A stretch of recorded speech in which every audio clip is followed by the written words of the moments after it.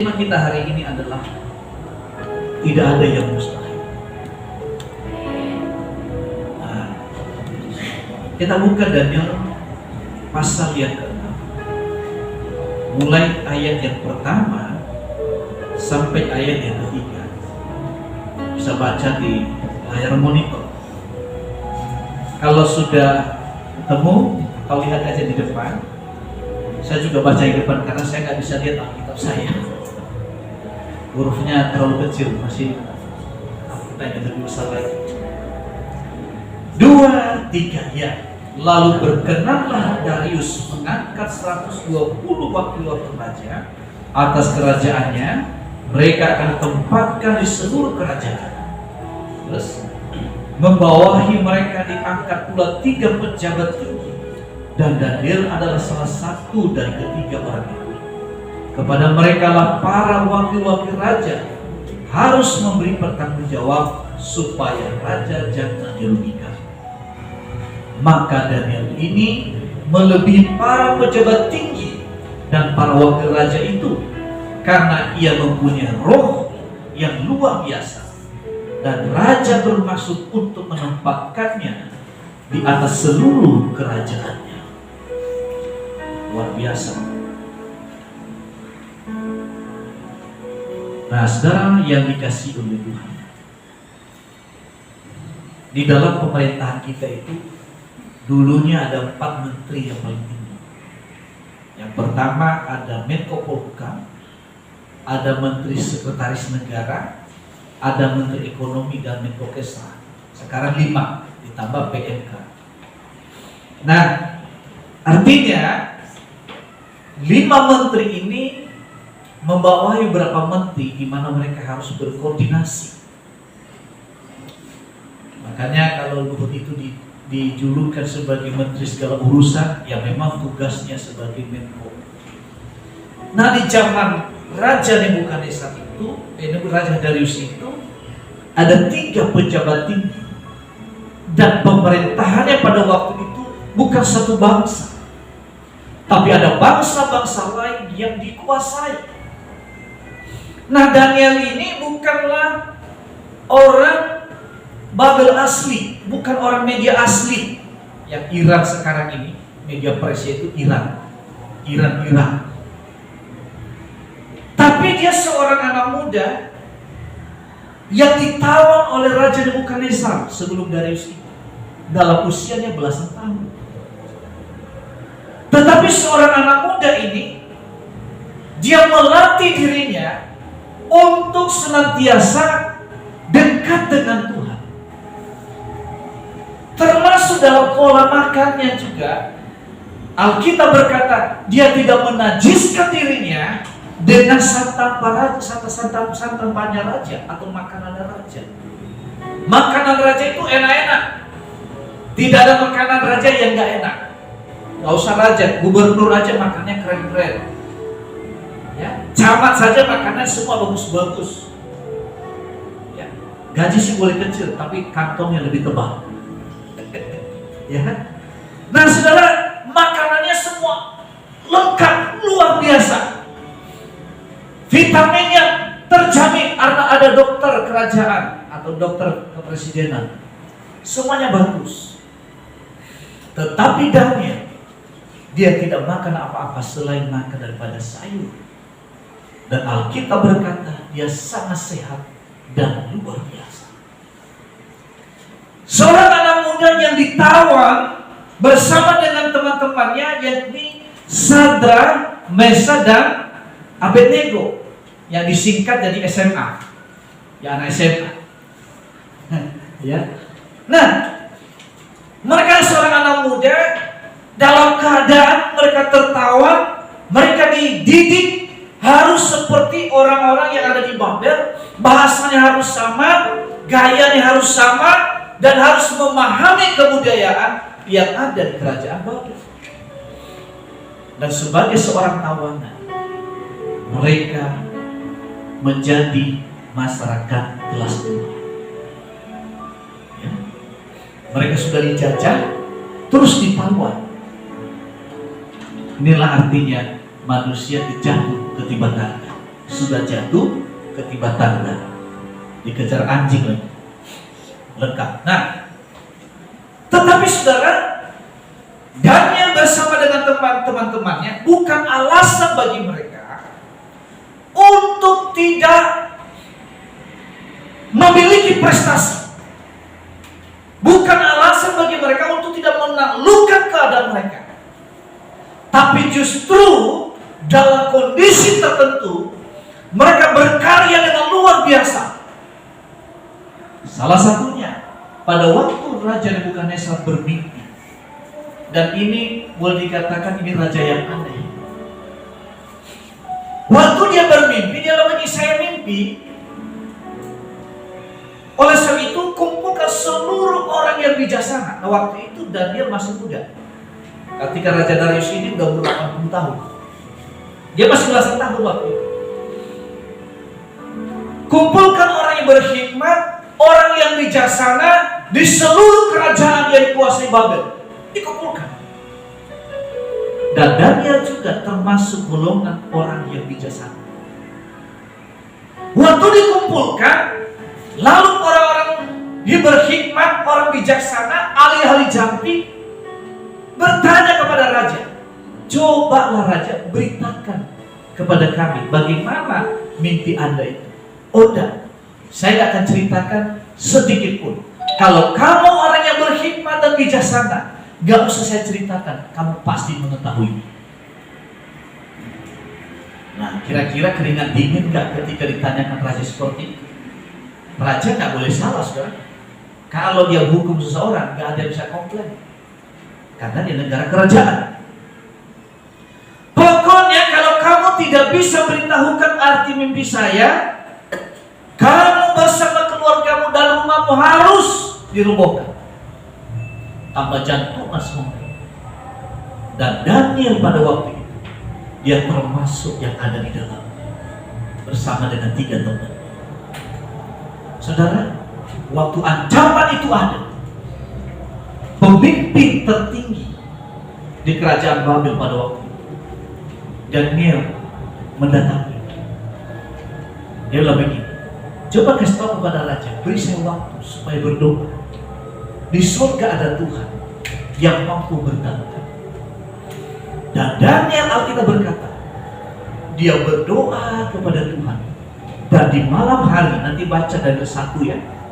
Dan di malam hari, Tuhan memperlihatkan kepada Daniel mimpi, yaitu patung yang besar, raksasa. Kakinya terbuat dari tanah yang dicampur besi dan lain sebagainya sampai ke atas. Dan kemudian patung itu roboh tanpa dikerjakan oleh tangan manusia. Nah, waktu mendapatkan mimpi itu, Daniel langsung bersukacita dan menghadap pemimpin istana. Izinkan saya menghadap raja, saya akan beritahukan mimpi. Waktu menghadap raja, kamu ini masih muda, bisakah kamu berikan pengertian? Oh, nggak bisa. Tapi di surga ada Tuhan yang mampu memberitahukan mimpi Tuhan dan pengertian. Yang pertama, Tuhan sedang tidur dan melihat patung yang besar. Tiba-tiba kepalanya itu lepas dari tubuhnya. Itu bicara tentang Tuhan Raja itu sendiri. Udah terus kagum dengan luar biasa bagaimana cerita dia tahu. Dan pada waktu itu saudara kasih Tuhan, Daniel menduduki posisi yakni menjadi pemimpin di antara seluruh orang-orang bijaksana yang ada di Babel. Ada orang yang bijaksana, tapi dia pemimpin di atasnya. Oleh karena apa? Dia bukan sudah mengatakan tidak ada manusia sama seperti dia, sebab dalam dirinya penuh dengan roh para dewa. Karena nggak ngerti Tuhan waktu itu kan. Dan apa yang diceritakan Daniel benar-benar terjadi, di mana Nebukadnezar dia seperti binatang makan rumput, tinggal di padang. Saudara, itu mulai terjadi. Sampai pada generasi selanjutnya, Daniel 4 kerajaan, 4 rezim, dia menjadi orang penting dalam kerajaan Babel pada zaman itu. Sampai pada akhirnya Raja Darius ini memerintah, yaitu Media dan Persia. Ini saudara kembar, itu Iran itu saudara kembar. Ketika sudah berkuasa, ya, dia memerlukan pendamping yang mendampinginya. Dan herannya, Daniel terpilih yang tertinggi dari antara mereka. Saudara, dari situlah muncul rasa iri hati, rasa dengki. Kenapa? Siapa dia? Dia bukan asli di negeri ini, tapi kok bisa dia menjadi pemimpin di antara kita? Ada 3 pejabat tinggi, tapi Daniel melebihi mereka semua. Sebab apa? Ayat yang keempat dikatakan, maka Daniel itu melebihi para pejabat tinggi dan para wakil raja itu, karena ia mempunyai roh yang luar biasa. Dan raja bermaksud menempatkan dia di seluruh kerajaan. Saudara, sama-sama manusia, sama-sama makan nasi. Kalau Timur Tengah itu makanannya gandum. Kalau di Indonesia sama-sama makan nasi, sama-sama sekolah, sama-sama bisa stres, sama-sama bisa sakit. Tapi yang membedakan Daniel adalah dia memiliki roh yang lain. Tentu bukan roh setan, tapi ada roh Allah yang menunggal di dalam diri. Itu yang membedakan dia. Dia menjadi manusia yang berbeda. Dan dia memiliki roh yang luar biasa itu tidak datang begitu saja.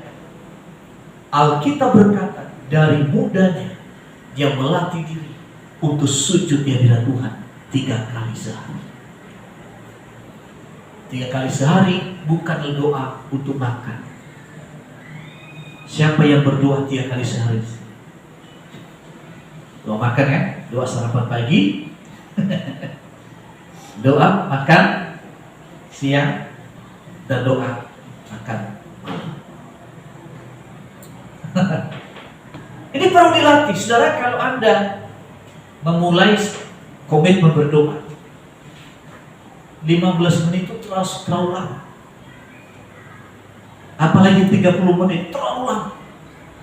Tapi kalau Anda sudah menemukan ada mutiara di dalamnya, 6 jam pun terasa 1 jam.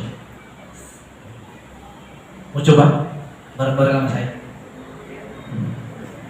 Hah? Pak Tony mau coba bareng-bareng sama saya? 6 jam. Itu sedikit waktu. Kalau Anda belajar menjadi pendoa yang luar biasa, itu belajar dari gereja GKI. Sampai ngantuk-ngantuk tidur, doa loh. Ada teman saya itu sampai ngantuk tidur, doa. Ada dulu kebasan harga siap. Ini lagi doa ini. Tapi doa. Doa lagi deh. Oh, nama Yesus. Tidur lagi. Bangun lagi doa.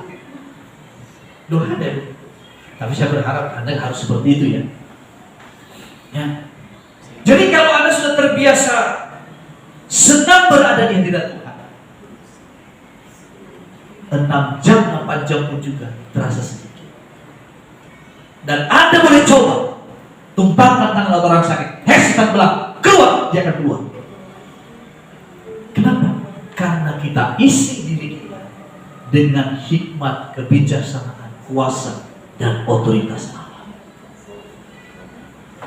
Banyak orang pengen supaya disertai oleh Tuhan, supaya ada tanda-tanda menyertai.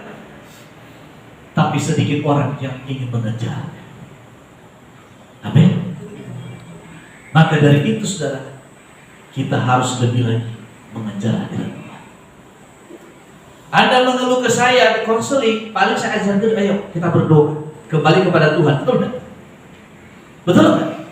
Kalaupun saya doakan saudara, saudara nggak berdoa di rumah, ya mukjizatnya sampai di situ aja.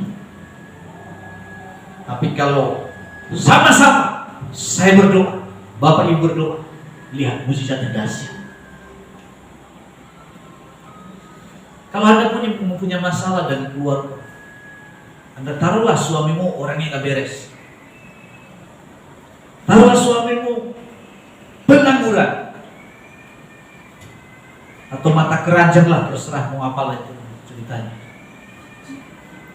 Disitulah istri harus membuktikan dia takut akan Tuhan.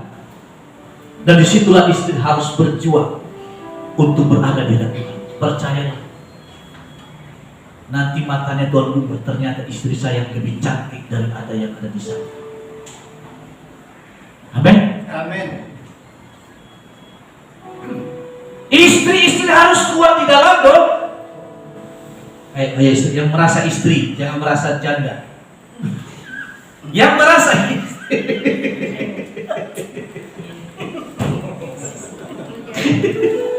Luar biasa.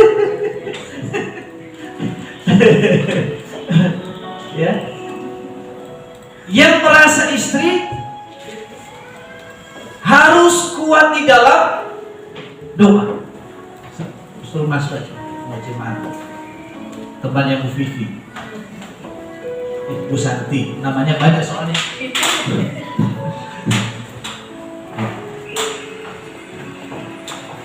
Jadi seorang istri yang baik bukan mengomongi suaminya, bukan menceritakan suaminya kemana-mana,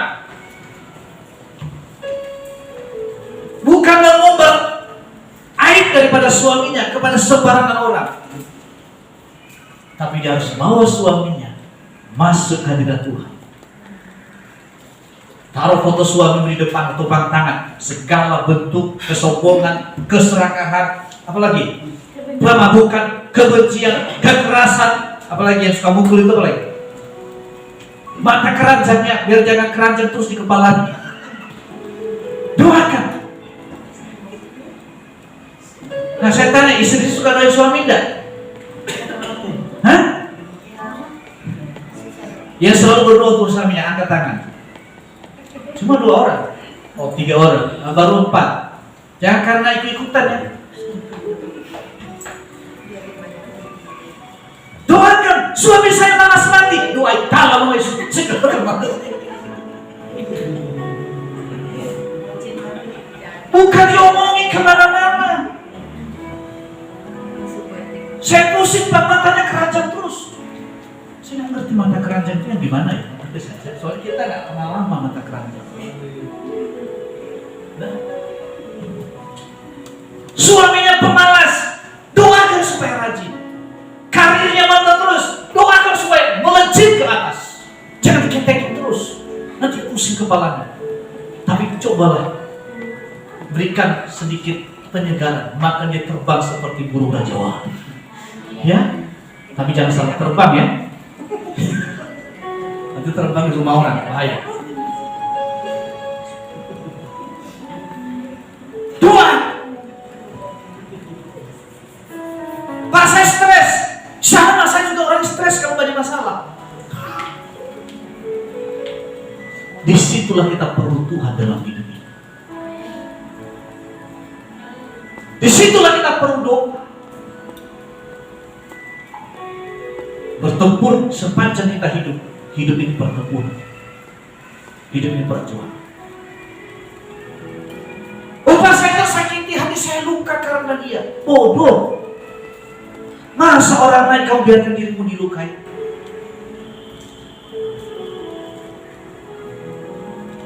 Saya kepahitan pak. Jadilah dia makan daun pisang apa? Saya kepahitan pak. Kenapa? Dia buat pahit hati saya. Terlalu bodoh kalau kita kepahitan. Justru dalam kesulitan kita harus fight. Harusnya mampu menaklukkannya. Sebab Tuhan yang kupercaya, bukan Allah yang baik-baik. Kita lihat tadi, negaranya dihancurkan, dia ditawan, dan dalam prestasinya orang benci kepada dia bukan karena kejelekannya, tapi karena prestasinya.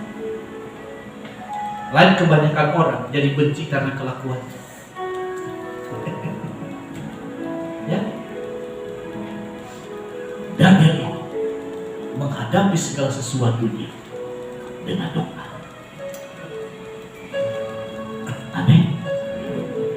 Kalau mau keluarga kita pulih, yaitu dengan doa. Setiap kita punya pergumulan. Jangan dikira saya nggak bergumul juga.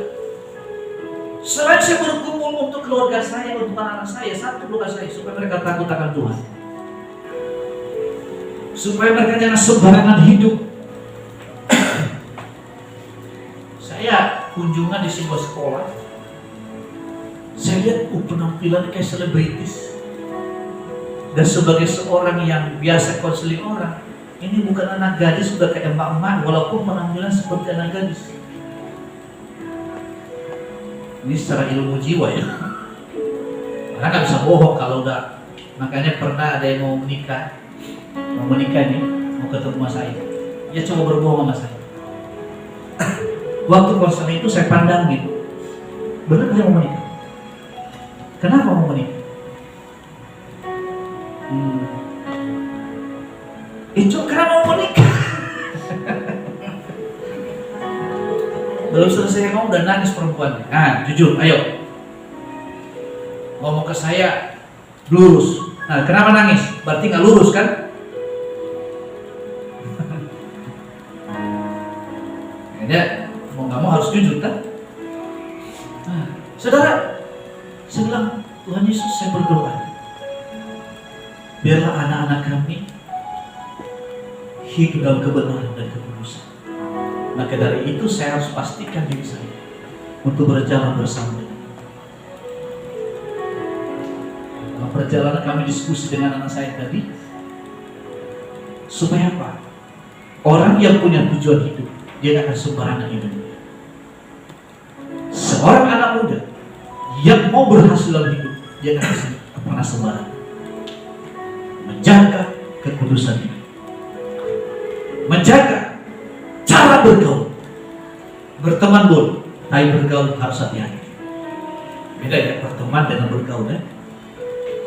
Nah, kalau Pak Saber berteman dengan saya, artinya hanya sebatas komunikasi. Tapi kalau dia bergaul dengan saya, dia akan tahu bagaimana Petrus di luar sana. Ya kan? Itu namanya bergaul. Kebiasaannya Petrus bagaimana, bangunnya jam berapa, makannya bagaimana, pasti tahu. Karena sering bersama. Nah, kalau saya lebih juga, saya sama. Saya tahu Pak saya bagaimana cara bergaul, bagaimana dia berbicara. Saya tahu kenapa kami bergaul bersama-sama. Kan begitu. Tentu juga semua tahu, sebagian besar tahu bagaimana sikap saya. Kadang-kadang marah, kadang-kadang juga bisa lembut, kadang-kadang bisa tegas, kadang-kadang juga bisa ya legowo kalau orang Jawa dulu. Jadi membaca situasi. Karena waktu lalu kan pernah saya tegur itu kan lagi ibadah main-main. Tapi sebatas itu, tapi kasih harus lebih besar. Tapi kan nggak setiap hari harus marah dong. Nah kalau marah-marah itu salah. Itu namanya ada sakit jiwa. Marah boleh, marah-marah itu artinya sakit. Nah, ya saya suka marah-marah. Ampuni saya Tuhan Yesus.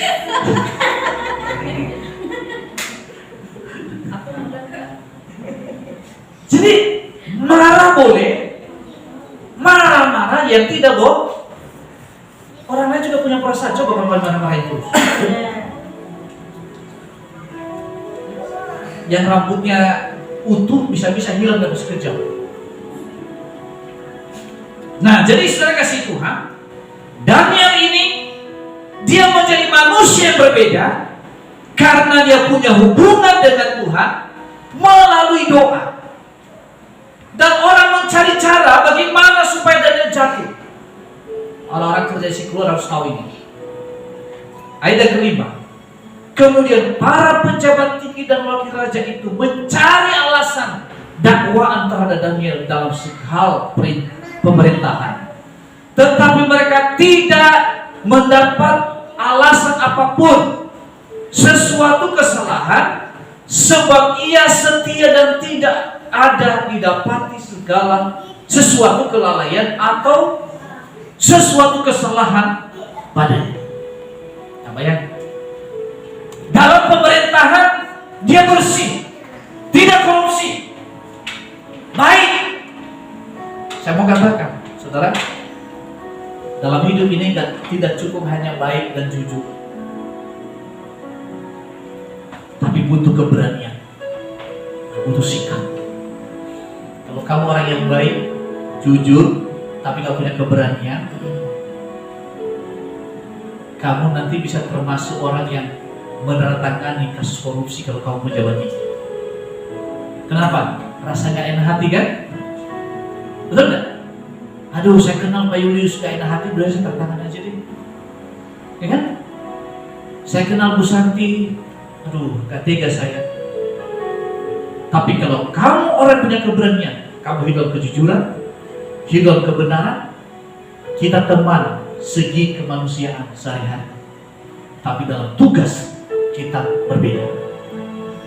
Kalau kamu teman yang baik, kamu tidak menjerumuskan saya. Setuju? Tapi berapa banyak orang terjerumus hanya karena persahabatan.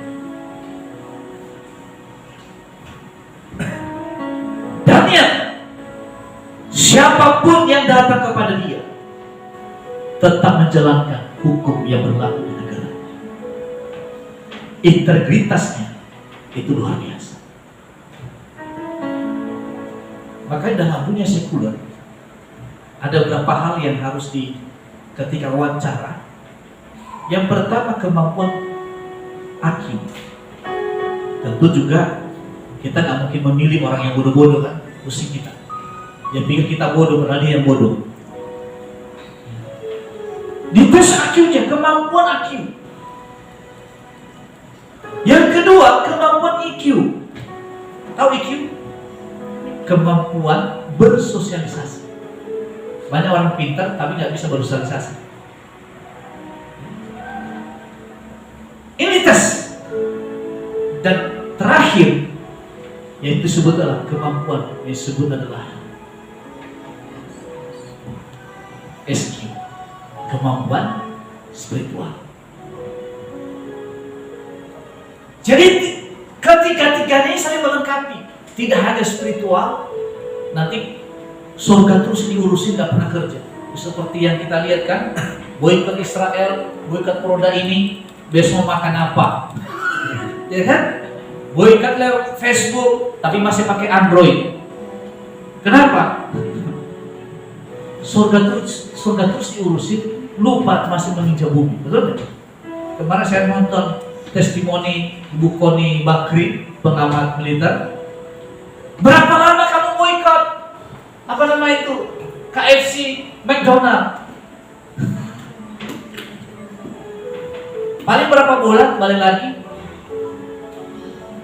Nah, orang-orang yang hanya spiritualnya luar biasa, nanti kacau. Nanti lama-lama jadi orang munafik. Betul gak? Dia hapus Facebook tapi masih pakai Android. Ya kan? Apalagi? Dia tolak produk Unilever. Unilever itu kan sampo segala macam. Coba aja di boikot, akhirnya apa? Ketobennya kebanyakan. Nah, kenapa? Karena orang-orang seperti ini spiritualnya bagus, tapi satu, kemampuan IQ-nya yang kurang, kemampuan bersosialisasi. Termasuk orang Kristen juga. Jangan salah, banyak orang rohaniawan itu gak berhasil dalam hidupnya. Kenapa? Karena satu, spiritualnya bagus, tapi IQ-nya rendah. Kenapa IQ-nya rendah? Malas belajar. Padahal sekarang pengetahuan begitu luar biasa. Yang ketiga, kemampuan IQ, kemampuan bersosialisasi, menjaga hubungan dengan banyak orang itu kurang. Yang sering kita kenal selama ini, orang yang kurang tahu terima kasih. Yang diumbar hanya emosinya sesaat, akhirnya lupa. Makanya banyak orang Kristen yang gagal dalam hidup. Nah, kemudian setelah kasih Tuhan, tidak ada cacat celah. Ayat yang ke-6 dikatakan, maka berkata orang-orang itu, kita tidak akan mendapat suatu alasan dakwaan terhadap Daniel ini, kecuali dalam hal ibadahnya kepada Tuhan. Nah, itu dia. Tidak ada lain. Kalau ibadahnya sudah rusak, maka secara yang lain itu bisa hancur. Dibuat siasat. Jadi jangan salah, walaupun kamu takut akan Tuhan bukan berarti Anda lolos dari pergumulan. Itu salah. Justru makin Anda rohani, makin Anda hidup bersih, maka iblis terus mengejar Anda. Kalau Anda nggak pernah ada masalah dulu sebelum masuk dalam gereja, ya karena kamu sudah ditawani oleh iblis. Tapi ketika kamu masuk dalam gereja, iblis mengejar kamu supaya kamu jangan meninggalkan dirinya. Dia tawarkan yang enak-enak. Dan kesimpulannya,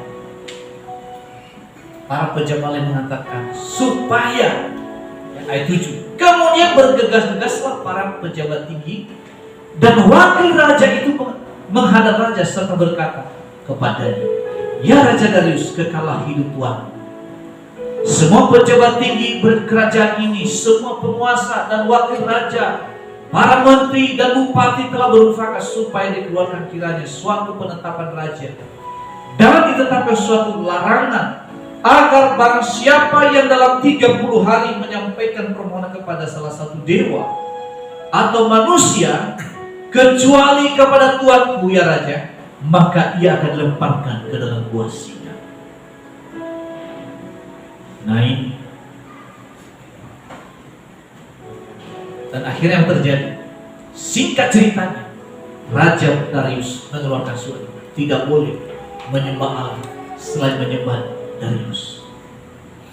Sebetulnya Darius ini nggak bermaksud membuat itu, tapi orang-orang ini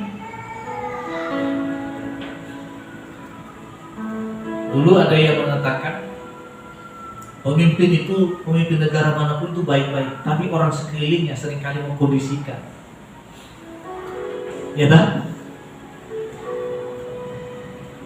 Orang sekeliling ini seringkali mempengaruhi. Nah, kebetulan memang Raja Darius ini bukan orang yang takut akan Tuhan. Dan akhirnya dia menyetujui setelah perintah itu dilakukan, dan Daniel itu mengetahui. Daniel tahu ancamannya akan mati. Tapi Daniel, dia tetap konsisten.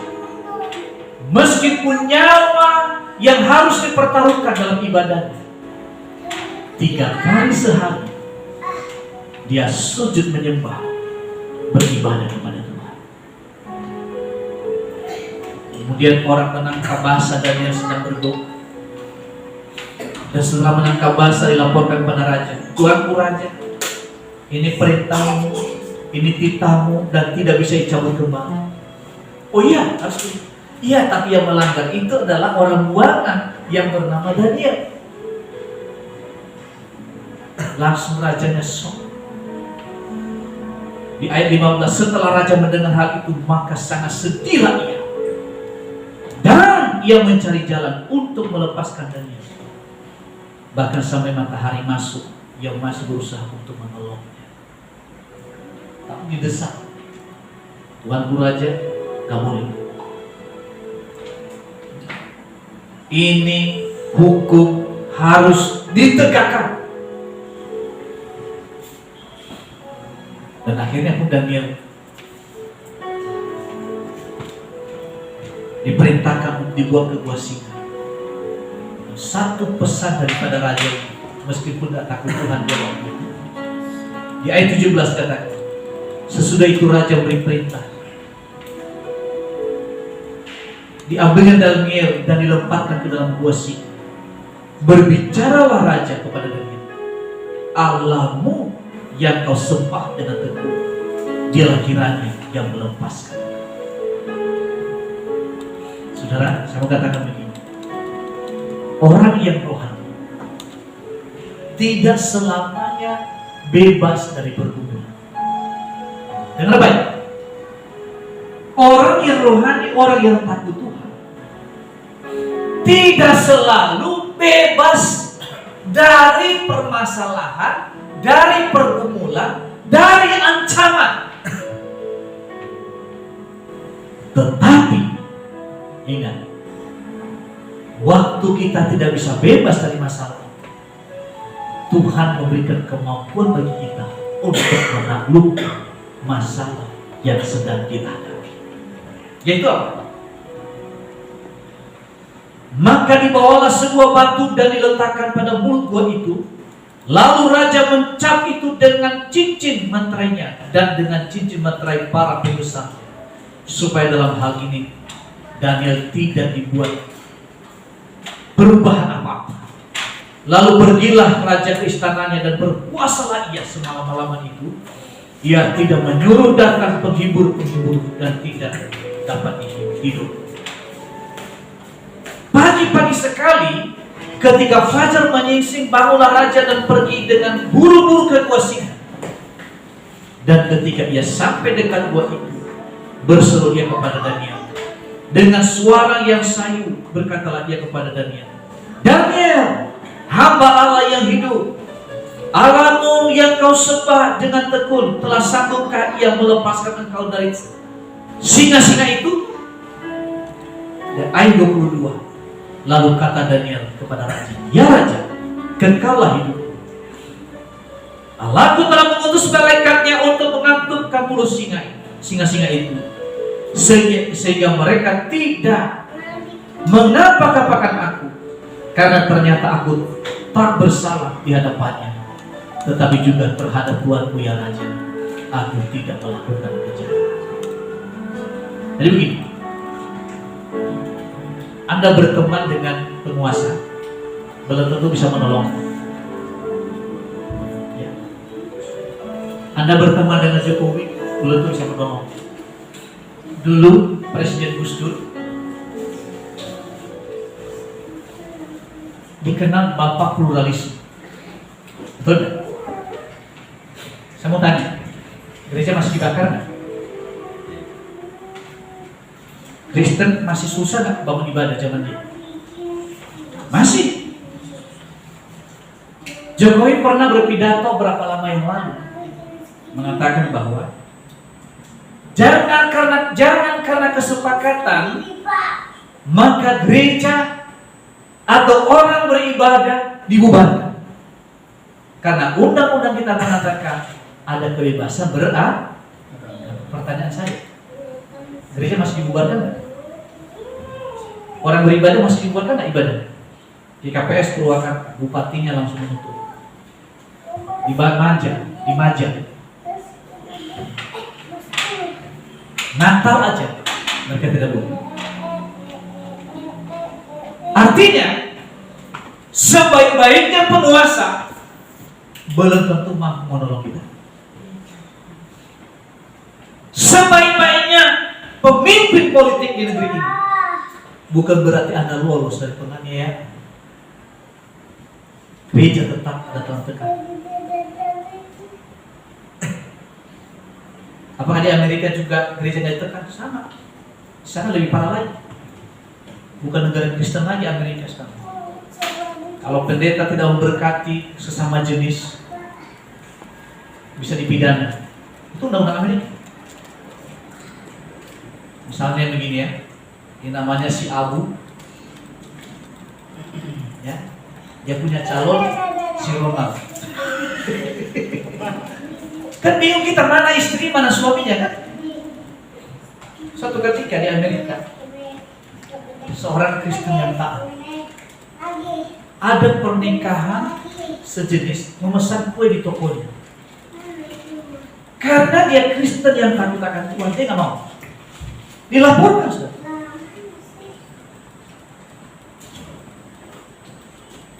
Pertanyaan saya,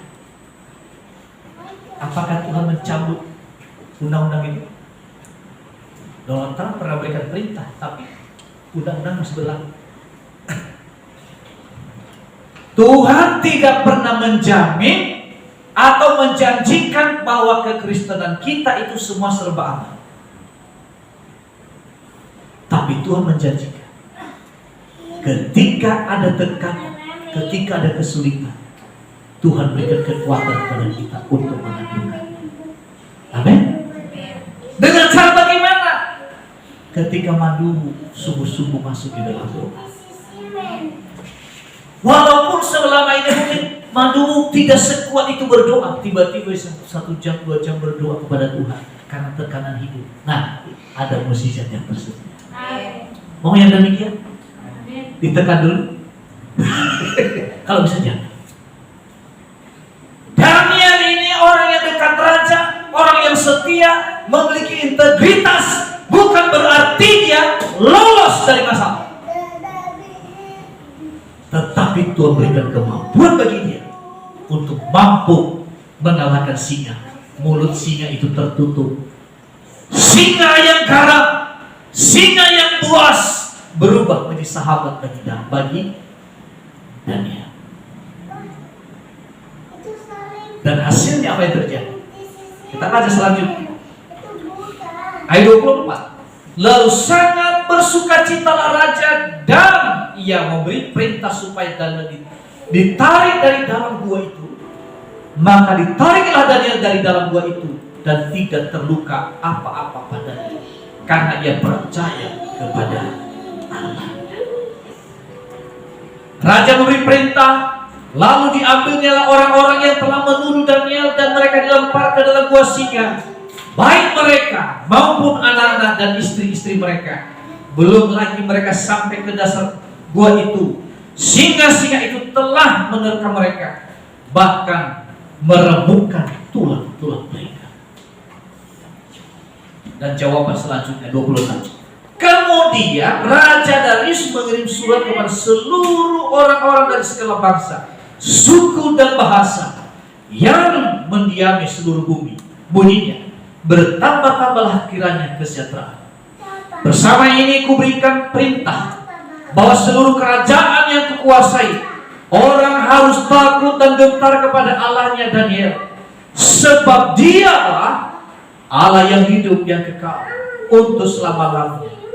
Perintahnya dan tidak akan binasa, kekuasaannya tidak akan berakhir. Kalau seorang raja memberitakan Injil, lebih dahsyat,